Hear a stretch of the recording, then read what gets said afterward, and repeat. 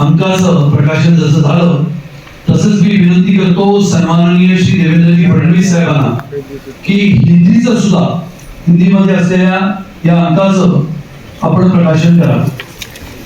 सन्माननीय मुख्यमंत्री श्री देवेंद्रजी फडणवीस साहेबांना विनंती आहे कि इसी संग्रहालय अंक का हिंदी में अनुवाद है और उस हिंदी पुस्तक का वो प्रकाशन करे, ऐसे मैं अनुरोध करता हूँ सम्माननीय महाराष्ट्र के मुख्यमंत्री श्री देवेंद्र जी फडणवीस, इनके हस्ते आदरणीय पंतप्रधान श्री नरेंद्र मोदी जी के 12 वर्ष, आदरणीय पंतप्रधान श्री नरेंद्र मोदीजींच्या नेतृत्वामध्ये भारताची प्रगती व समृद्ध वाटचाल होत असताना महाराष्ट्रामध्ये सुद्धा माननीय मुख्यमंत्री श्री देवेंद्रजी फडणवीस साहेबांच्या नेतृत्वामध्ये मेहनतीने परिश्रमाने केंद्राच्या अनेक योजना कार्यान्वित करून महाराष्ट्राला सुजलाम आणि सुफलाम करणारे, प्रत्येक घटकाला न्याय देण्याच्या भूमिकेमध्ये आग्रही राहणारे, महाराष्ट्राचे लोकप्रिय कार्यतत्पर सक्षमतेने महाराष्ट्राला पुढे नेणारे मुख्यमंत्री सन्माननीय श्री देवेंद्रजी फडणवीस साहेबांनी विनंती करतो की आजच्या राष्ट्र निर्माणाची तपोपूर्ती या विशेष संग्रहालय अंक प्रकाशनाच्या निमित्ताने सर्व प्रतीचं यश पत्रकारांना आणि आपल्या मित्रांना आपण संबोधित करावं अशी विनंती सन्माननीय मुख्यमंत्री श्री देवेंद्रजी फडणवीस साहेबांना आपण करूया. जोरदार टाळ्यांच्या गजरामध्ये सन्माननीय मुख्यमंत्र्यांचं आपण स्वागत करूया. हिंदवी स्वराज्याचे सरसंस्थापक छत्रपती शिवरायांना मानाचा मुजरा करतो. भारतीय राज्यघटनेचे शिल्पकार भारतरत्न डॉक्टर बाबासाहेब आंबेडकर यांना मानवंदना अर्पित करतो. राष्ट्र निर्माणाची तपपूर्ती या मोदीजींच्या कार्यकाळाला 12 वर्ष पूर्ण झाल्यानंतर त्यांच्या कार्यावर प्रकाश टाकणारी ही जी काही एक हे कॉम्फर्टेबल बुक आहे, पुस्तिका आहे, याच्या प्रकाशन प्रसंगी मंचावर उपस्थित असलेले ज्यांच्या संकल्पनेतून हे कॉम्फर्टेबल बुक तयार झालं ते महाराष्ट्राचे भारतीय जनता पक्षाचे अध्यक्ष माननीय रवींद्र चव्हाणजी, मंत्री मंगल प्रभात लोढाजी, मुंबईचे अध्यक्ष अमित साटमजी, आमदार निरंजन डावखरेजी, योगेश सागरजी, संजय कुटेजी, सुनील राणेजी, राजेश पांडेजी, समोर उपस्थित असलेले माध्यम क्षेत्रातील अनेक दिग्गज मान्यवर आणि उपस्थित सर्व भगिनी आणि बंधूंनो, मी रवींद्र चव्हाण साहेबांचं मनापासून अभिनंदन करेन की माननीय प्रधानमंत्री महोदयांना शपथ घेऊन उद्या 12 वर्ष पूर्ण होत आहे. 26 मे 1914 2014 26 मे 2014 जो आवाज आपण सर्वांनी ऐकला, मैं नरेंद्र दामोदर दास मोदी, तो आवाज आजही आपल्या सर्वांच्या कानामध्ये निश्चितपणे त्या ठिकाणी गुंजतो आहे. आणि ही 12 वर्ष अक्षरशः थक्क करणारी अशा प्रकारची 12 वर्षे. एखाद्या देशाची शक्ती, एखाद्या देशाचा स्वाभिमान आणि आत्माभिमान कशा पद्धतीनं जागृत करून एक मोठं परिवर्तन घडवलं जाऊ शकतं हे गेल्या 12 वर्षामध्ये मोदीजींनी दाखवून दिलंय. जो देश एखाद्या याचकाच्या भूमिकेमध्ये, कधी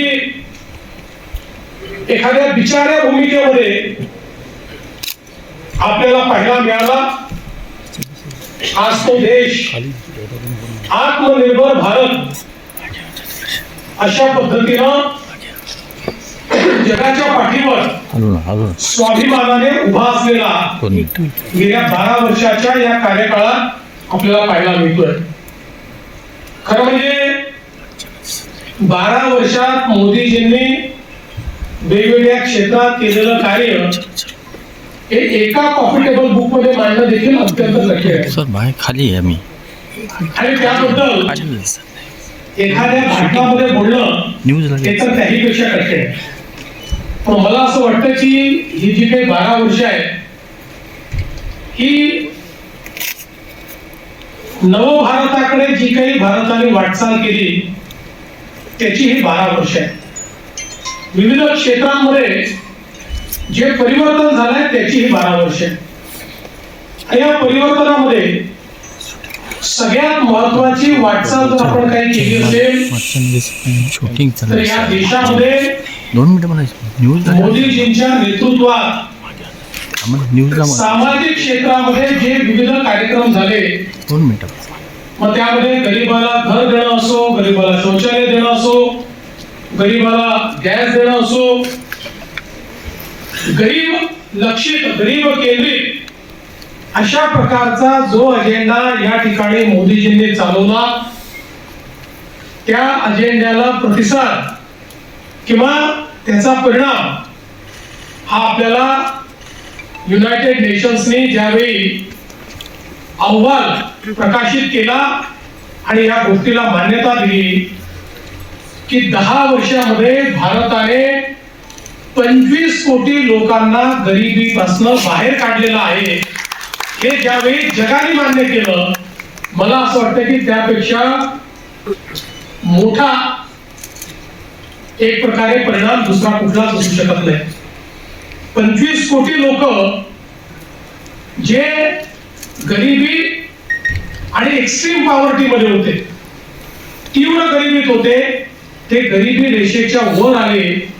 हे 10 वर्षात करणं जगातल्या कुठल्याही देशाला संभव झालं नाही. ते मोदीजींच्या गरीब कल्याणाच्या अजेंड्याने करून दाखवलं. विविध क्षेत्रांमध्ये ज्या प्रकारे मोदीजींनी या देशाचा पायवा रचला, आता याच्या पुढे सातत्याने त्याच्यावरच्या इमारतीवर मजलेच चढणार आहे. आपण पुढे जाणार, कारण इतका भक्कम पाया मोदीजींनी रचलेला आहे की आता पाठीमागे जाण्याचं काहीच कारण नाही. आज आपण बघा, अर्थव्यवस्था म्हणून भारताने केलेली प्रगती ही थक्क करणारी प्रगती आहे. आपल्या भारताचा जीडीपी जो 2013-14 साली 103 लाख कोटी होता, आज तो जीडीपी 357 लाख कोटी पर्यंत पोहोचलाय. म्हणजे 10 वर्षामध्ये 3 पटीने आपला जीडीपी या ठिकाणी वाढलेला. महाराष्ट्राचाच आपण विचार केला तर साधारणपणे 13-14 मध्ये जो महाराष्ट्राचा जीडीपी 13 लाख कोटीचा होता, तो आता 54 लाख कोटी रुपयांपर्यंत पोहोचलेला आहे. आणि मला असं वाटतं की ही जी काही एक प्रकारे देशाच्या अर्थव्यवस्थेची वाढ आहे, मोदीजींनी एक महत्वाचा शिफ्ट देशाच्या अर्थकारणात आणला. युपीएच्या सरकारमध्ये मानसिकता अशी होती की आम्ही लोकांकरता योजना तयार करू आणि जे काही आहे ते अनुदानाच्या स्वरूपात लोकांना देऊ, त्याच्यावर लोकांनी जगलं पाहिजे. आम्ही नवीन संधी निर्माण करणार नाही. आम्ही देशाच्या विकासावर, देशामध्ये पायाभूत सुविधा तयार करण्यावर कोणताही खर्च करणार नाही. लोकांना आपल्यावर अवलंबित करून ठेवू, अशा प्रकारच्या मानसिकतेतून ज्याला डोल्सची इकॉनॉमी म्हणतो अशा प्रकारची अर्थव्यवस्था, अनुदान प्रणित अर्थव्यवस्था ही त्या काळामध्ये तयार झाली. आणि त्याचा परिणाम असा झाला की हळूहळू अर्थव्यवस्थेच्या ताणामुळे आपण संधी पण निर्माण करू शकलो नाही आणि लोकांना त्यांच्या जीवनाकरता आवश्यक काय तेही देऊ शकलो नाही. परिणामतः इतक्या मोठ्या प्रमाणात देशातल्या गरिबीमध्ये एक मोठी जंप आपण 10 वर्षाच्या युपीएच्या कार्यकाळात पाहिली.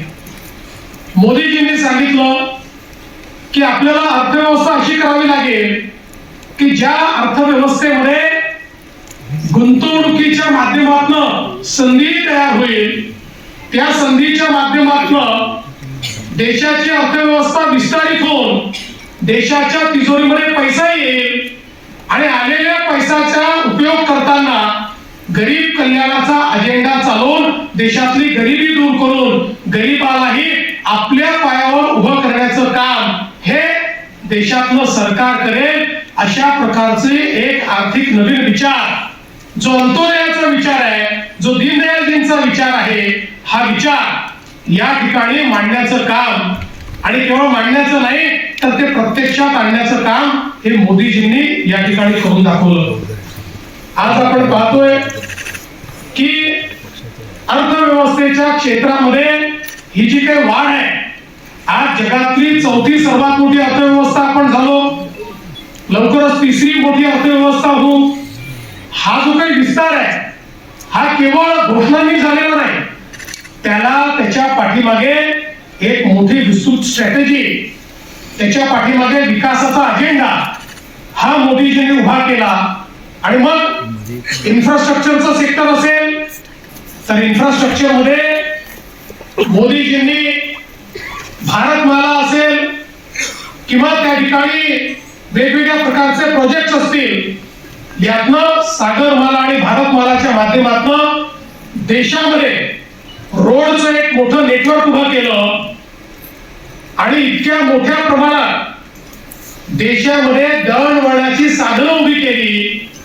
रोड्स आणि ब्रिजेस आणि टनेल्स याच्या माध्यमातून एक इन्फ्रास्ट्रक्चरचा इतका मोठा कार्यक्रम आपल्या देशाने हातात घेतला आणि गतिशक्ती प्लॅटफॉर्मच्या माध्यमातून देशामध्ये लॉजिस्टिकची कॉस्ट कशी कमी करता येईल हा पहिला प्रयत्न त्यांनी हातामध्ये घेतला.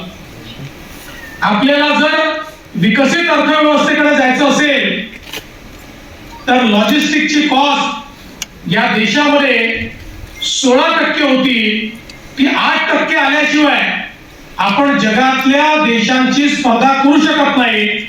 आणि म्हणून रोड, पोर्ट, एअरपोर्ट, रेल्वे या सगळ्या इन्फ्रास्ट्रक्चर मध्ये गुणात्मक आणि संख्यात्मक बदल आणण्याचं काम हे मोदीजींनी करून दाखवलं. आणि आज आपण पाहतोय आता 16%वरनं आपण 11% आलो, हळूहळू 8%वर ज्यावेळेस आपण जाऊ त्यावेळी जगाच्या सप्लाय चेन मध्ये एक महत्वाची भूमिका हा भारत या ठिकाणी निभवेल.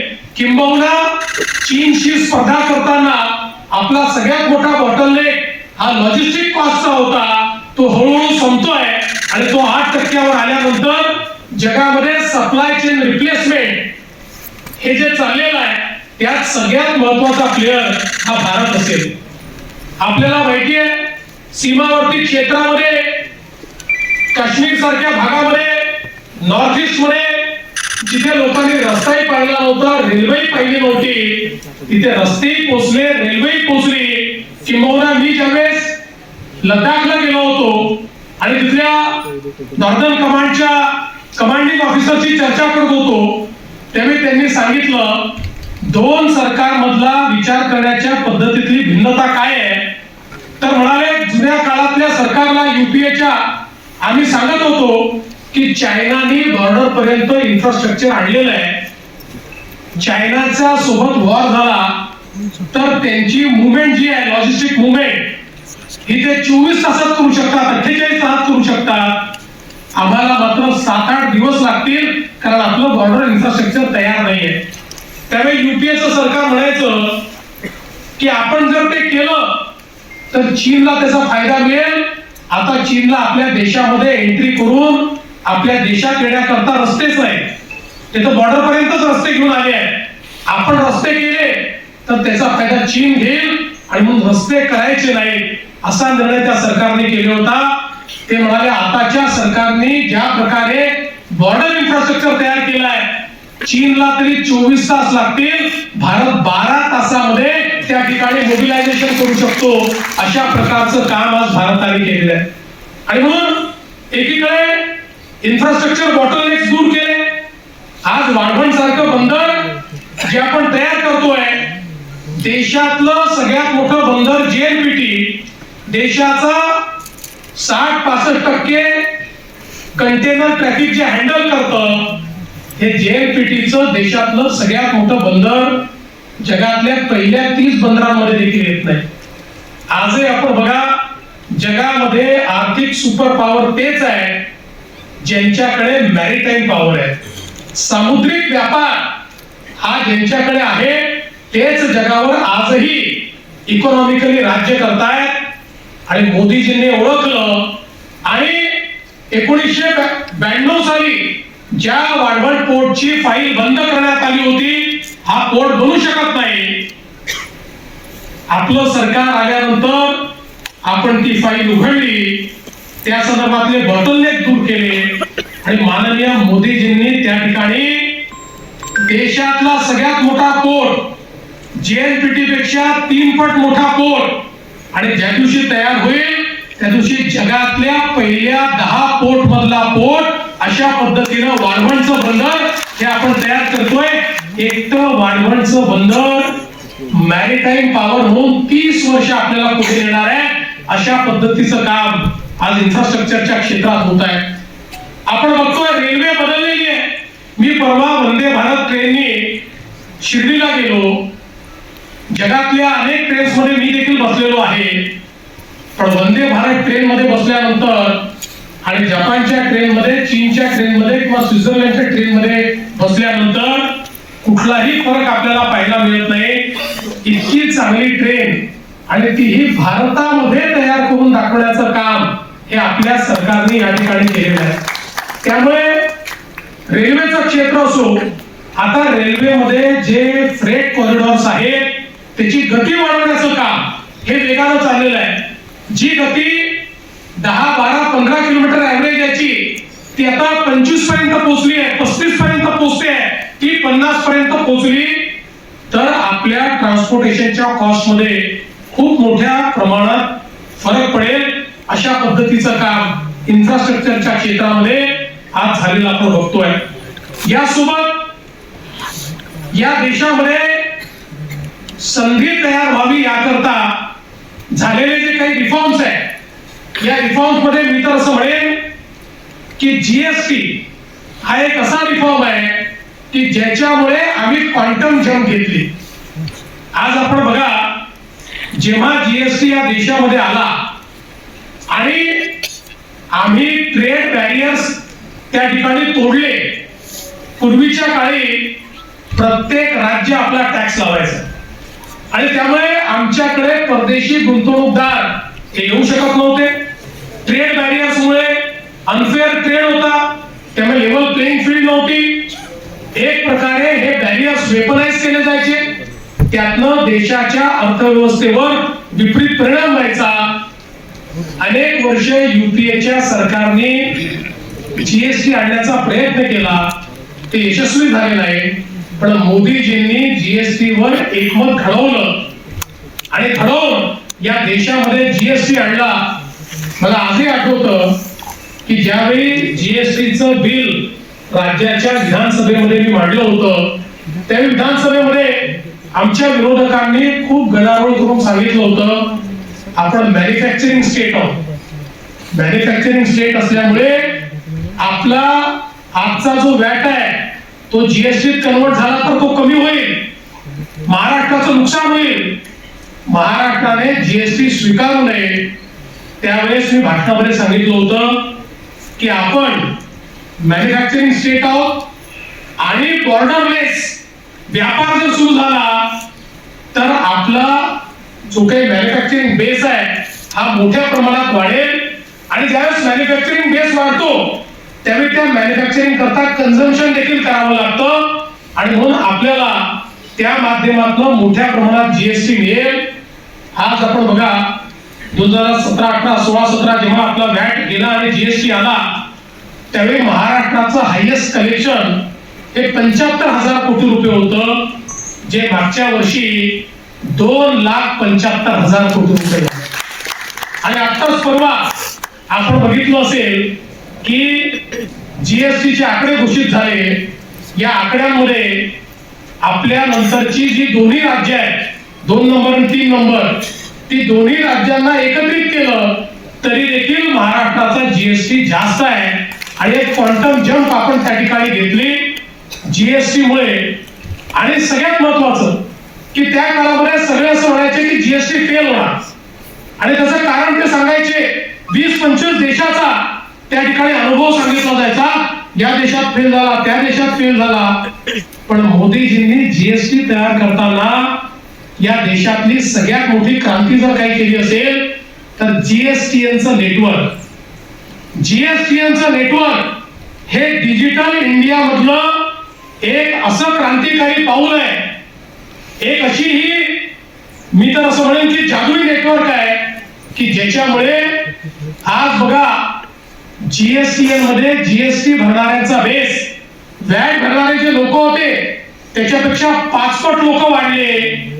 पण जीएसटीएन मुळे सीमलेसली कुठलाही त्या ठिकाणी ह्युमन इंटरव्हेन्शन न करता आज जीएसटी भरता येतोय. आणि नेटवर्क असं आहे की त्या नेटवर्क मध्ये जीएसटी भरल्यानंतर केंद्राचे पैसे थेट केंद्राला जातात, राज्याचे पैसे थेट राज्याला येतात. कुठेही केंद्र आणि राज्य एकमेकांवर अवलंबून नाही अशा पद्धतीनं जीएसटीएनचं नेटवर्क हे त्या ठिकाणी तयार करण्यात आलं. आणि म्हणून आज भारत हा या जीएसटी मुळे एक सिंगल बाजारपेठ झाल्याबरोबर मोठ्या प्रमाणात परदेशी गुंतवणूक सुरू झाली. अर्थात त्याचाही फायदा महाराष्ट्राला सर्वात जास्त झाला कारण देशात परदेशी गुंतवणूक तर 5-7 पटीने वाढली पण येणाऱ्या गुंतवणुकीपैकी 40% गुंतवणूक ही एकटे आपल्या महाराष्ट्रात यायला लागली. त्याचा सगळ्यात मोठा फायदा आणि बेनिफिशियरी आपला महाराष्ट्र आहे. आणि म्हणूनच आपण जर बघितलं तर डिजिटल इकॉनॉमी मध्ये भारताने जे पाऊल ठेवलं यूपीआय हे आपल्या डिजिटायझेशनचं एक दुसरं आश्चर्य आहे. यूपीआय ज्या प्रकारे पेमेंट गेटवे भारताने तयार केला जगातल्या मोठ्या मोठ्या देशांनी आश्चर्याने तोंडात बोट घातलं. आणि जगातले किमान 25 देश असे आहेत की जे आता यूपीआय वापरतात, त्यांचा पेमेंट गेटवे हा यूपीआय आहे. मी आता जेव्हा डावोसला गेलो होतो तर डावोस मध्ये त्या ठिकाणी त्यांनी 9 देशांच्या आर्टिफिशियल इंटेलिजन्स मिनिस्टरची एक कॉन्फरन्स केली आणि मला देखील एक चीफ मिनिस्टर म्हणून त्या ठिकाणी बोलवलं. आणि त्या ठिकाणी ज्यावेळेस आम्ही चर्चा करत होतो त्यावेळी ब्राझीलच्या आर्टिफिशियल इंटेलिजन्सच्या एआय मिनिस्टर होत्या, त्या ब्राझीलच्या अर्थमंत्री देखील होत्या. त्यांनी त्या ठिकाणी सांगितलं की आता आम्ही कंप्लीट डिजिटल अशा पद्धतीच्या इकॉनॉमीकडे चाललो आहोत आणि या डिजिटल इकॉनॉमी मध्ये जात असताना आम्ही भारताचा यूपीआय स्वीकारलाय आणि त्याच्यामुळे आमची डिजिटल इकॉनॉमी चांगल्या पद्धतीनं प्रोसेस होते. त्यावेळी मला इतका अभिमान वाटला की आपल्या मोदीजींनी एक अशी गोष्ट तयार केली की ब्राझील सारखा देश, जगातले मोठे मोठे देश हे या ठिकाणी आज आपला यूपीआय स्वीकारतायत. आणि याच्यामुळे आपल्या देशातल्या डिलिव्हरी सिस्टीम मध्ये आपल्याला कल्पना आहे, राजीव गांधी म्हणाले होते 1 रुपया दिल्लीतनं पाठवतो तर केवळ 15 पैसे शेवटच्या माणसापर्यंत पोहोचतात. कारण आपली डिलिव्हरी सिस्टीम अशी होती जी व्यक्ती केंद्रित नव्हती, ती त्या ठिकाणी जी व्यवस्था आहे ती व्यवस्था केंद्रित होती. व्यवस्थेतल्या प्रत्येक माणसाला त्यातनं आपला शेअर काढून घेता येत होता. आणि त्यामुळे शेवटच्या माणसाला 15 पैसेच मिळायचे. पण मोदीजींनी ही जी सिस्टीम उभी केली, मोबाईल आणि UPI ची जी सिस्टीम तयार केली, जनधन खात्यांची जी सिस्टीम तयार केली, त्यामुळे आता कुठल्याही योजनेचे पैसे हे थेट बेनिफिशरीच्या खात्यामध्ये जातात. आता आपल्याला हे ऐकायला मिळत नाही की तहसीलदाराने पैसा रोखला, तलाठ्याने आमचे पैसे खाऊन टाकले, कुठल्या तरी इंजिनियरने आमचे पैसे मारून टाकले. आता हे होत नाही, थेट लोकांच्या खात्यामध्ये पैसे जायला लागले. आणि भारतातल्या डिलिव्हरी सिस्टीमला एक प्रकारे नवीन रूप देऊन या देशातला ग्रासरूटचा जो भ्रष्टाचार होता तो समाप्त करण्याचं काम हे मोदीजींनी या ठिकाणी केलं. खरं म्हणजे मी एक एक विषय सांगत राहिलो तर अख्खी रात्र मी याच्यावर भाषण करू शकेन. पण मला असं वाटतं की एका क्षेत्राकडे अजून आपण लक्ष दिलं पाहिजे, ते म्हणजे फॉरेन पॉलिसी आणि डिफेन्स. एक नवीन भारत आपण पाहतोय जो कोणाच्याही दबावात येत नाही. आपण पाहिलं अलीकडच्या काळामध्ये ट्रेड ही वेपनाइज होते. आपण बघितलं भारतावर वेगवेगळ्या प्रकारचे ट्रेड बॅरियर्स टाकले. पण ट्रेड बॅरियर्स टाकल्यानंतर भारत याच्याकडून गेला नाही. भारताने विनंती केली नाही की तुम्ही ट्रेड बॅरियर्स उचला. भारताने सांगितलं ट्रेड ट्रीटी होईल, पण ती होत असताना आमच्या शेतकऱ्याचं हित हे जर त्या ट्रेड ट्रीटीमध्ये असेल तर आम्ही त्या ठिकाणी तो करार करू. आणि शेवटपर्यंत भारताने कणखर भूमिका घेतल्यामुळे आज आपण पाहतोय अमेरिकेसोबतही आपला करार झाला, तर आपण आपल्या शेतकऱ्याला त्या करारातून बाहेर ठेवलं. अमेरिकेमधला सबसिडाइज माल हा भारतामध्ये बॅरियर फ्री येऊ शकत नाही, अशा पद्धतीनं त्या ठिकाणी त्या करारामध्ये आपण नमूद केलं आणि आपल्या शेतकऱ्यांना आज त्या ठिकाणी इन्सुलेट करण्याचं काम केलं.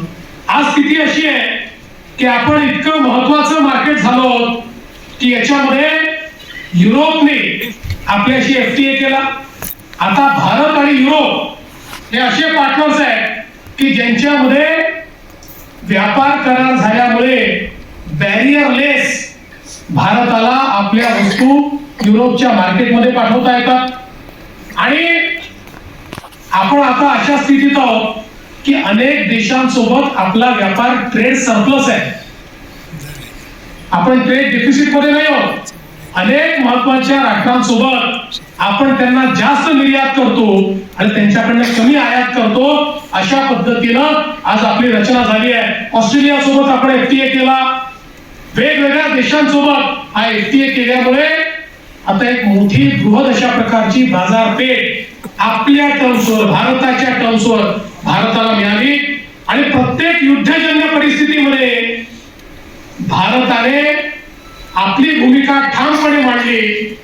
कोणाची बाजू न घेता भारताने त्या ठिकाणी आपली कणखर भूमिका मांडत असताना जगात आता अशी पोझिशन करून ठेवली आहे की जगातले सगळे जे लीडर्स आहेत हे असं म्हणतात की आम्हाला भारतासोबत मैत्री ठेवायची आहे. कालच आपण ट्रम्प यांचं भाषण ऐकलं असेल. ते म्हणाले भारत आमचा मित्र आहे, भारताला जे पाहिजे ते देण्याकरता आम्ही तयार आहोत.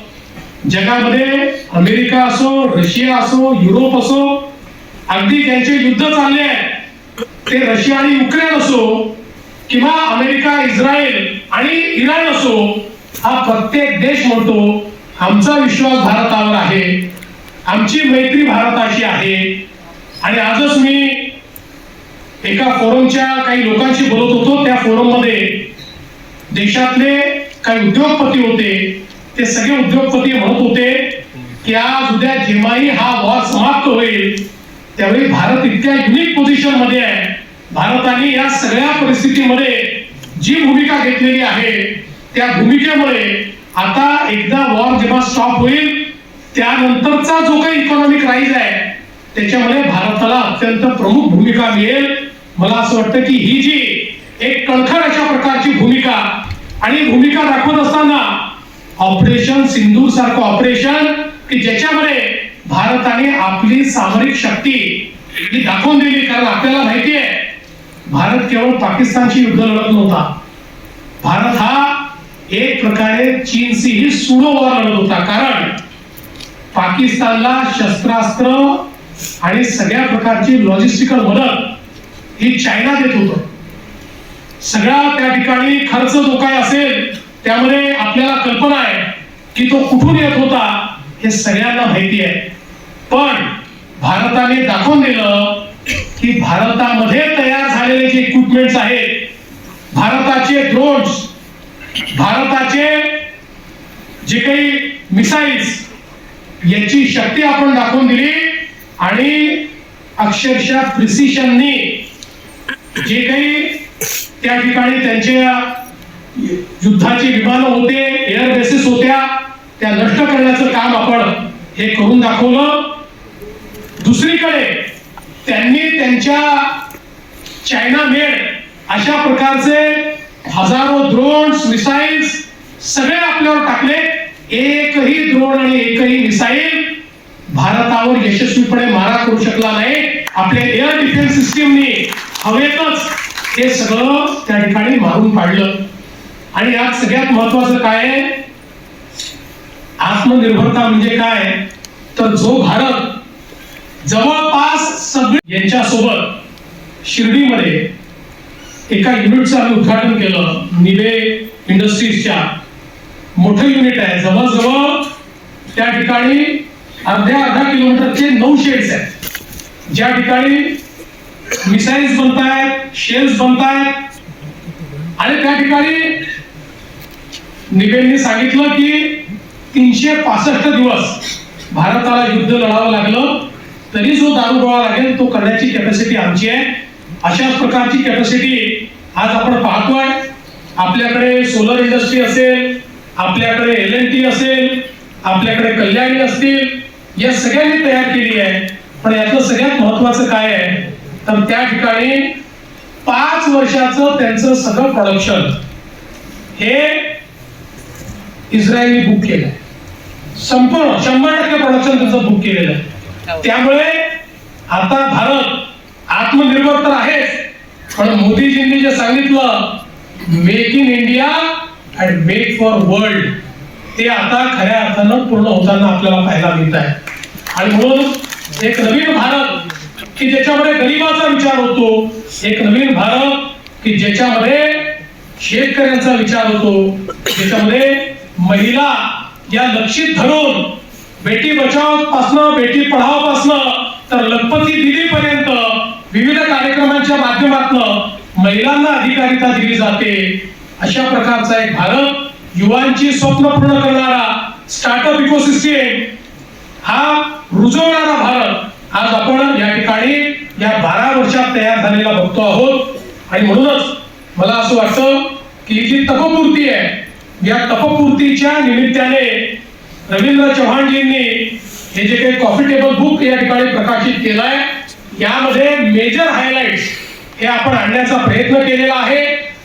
आणि विशेषतः मला आनंद आहे की ज्यांचं म्हणणं हे महाराष्ट्रातले लोक ऐकतात, असे अनेक लोक माध्यम क्षेत्रातले हे आपण या ठिकाणी बोलवलेले आहेत.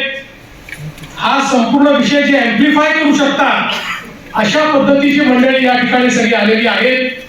त्यामुळे मला विश्वास आहे की आपल्या सर्वांच्या माध्यमातून भारताची ही वाटचाल ही आपण जनाजनापर्यंत पोहोचवण्याचा प्रयत्न कराल. मी आपल्या सर्वांचे मनापासून आभार मानतो. माननीय रवींद्र चव्हाणजींचे मनापासून अभिनंदन करतो आणि माझं बोलणं संपवतो. जय हिंद, जय महाराष्ट्र. धन्यवाद.